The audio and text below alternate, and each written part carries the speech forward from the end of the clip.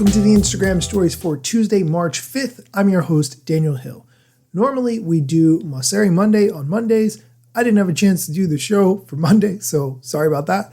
We're going to be doing a Tuesday show. Before we get into the Mosseri question and answer part, though, Instagram announced a new feature for the Instagram DMs, which is essentially the ability to be able to edit your direct messages that you send up to 15 minutes after you send them.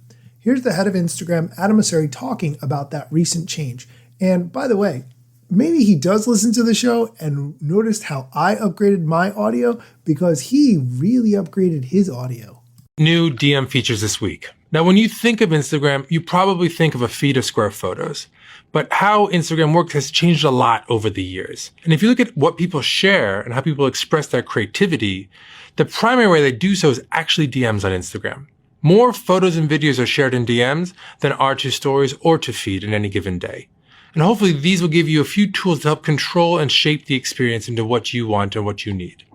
So edit message. We've all made that mistake where we've had an embarrassing typo and we've wanted to edit it. Now you can actually do so. Within 15 minutes of sending a message, you can long press that message and edit it right then. Pin threads. If you look at how people message, most people message only a few people the majority of the time. And what Pin allows you to do is pin up to 3 threads to the top of your inbox. So let me know down below in the comments if you're surprised that the primary way people share on Instagram is actually through DMs, or how you think you spend the most time on Instagram. I'll see y'all next week.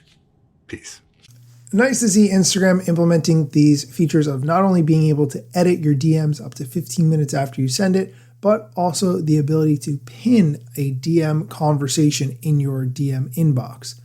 For those of you who have maybe sent DMs with typos, I know I have, what I would do is copy the text of the message to my clipboard with the typo in it, unsend the message, then paste the text from my clipboard, fix the typo, and resend the message. So this way the person who I was engaging with would think that I was an intelligent person who knew how to spell correctly.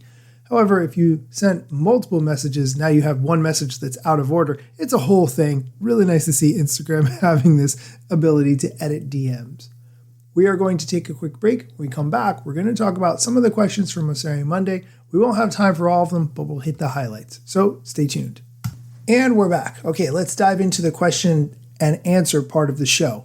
The first question, how can I understand the algorithm better? I like this question. I would say the 2 things to look at are the 2 videos that Adam Mosseri has done over the past 2 years where he explains the algorithm in depth. Each video is about 10 minutes long. He explains all the parts of the Instagram app and how the algorithms for each of those work. I've done tons of videos and content on those specific videos, but here's Adam's answer for how to understand the algorithm better.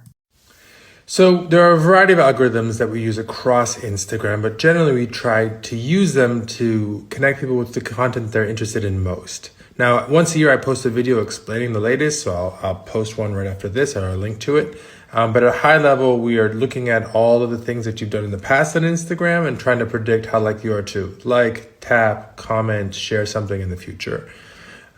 In general, if you're trying to understand how your content is doing, the things I would particularly pay attention to is the like per reach rate and the send per reach rate, which are probably 2 of the most important signals. I agree with that answer. When people share your content, that means it was truly either incredibly valuable or incredibly entertaining, or there was some other reason that it was very significant for them to share your content with someone else. Again, you can't tell who they shared it with. That would be a useful piece of information. You don't know who shared it.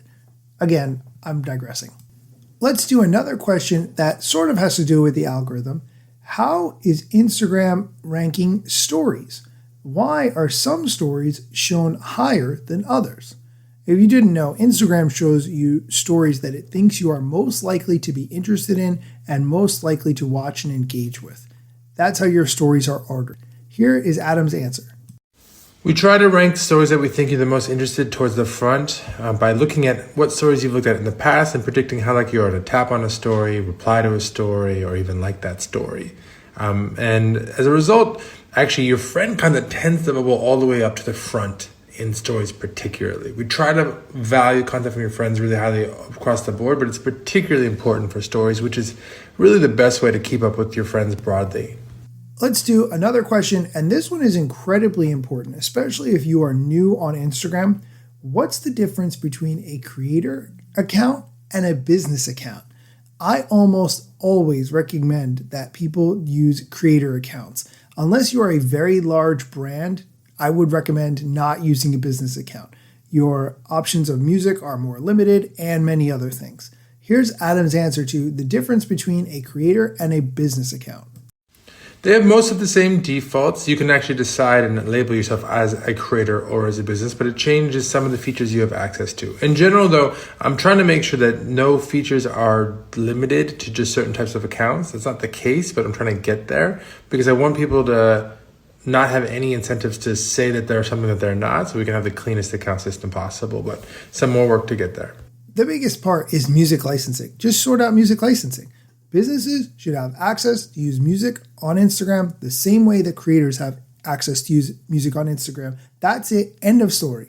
Creating anything that you want to use a specific music clip for because it's viral or you like the song or whatever other reason should not be limited just because you're a business account. That absolutely makes no sense to me in 2024.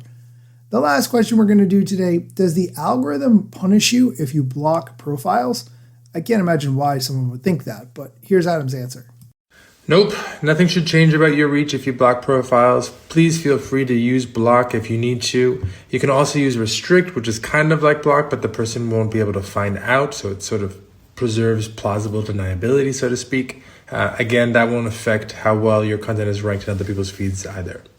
I'm glad he mentioned restrict mode there.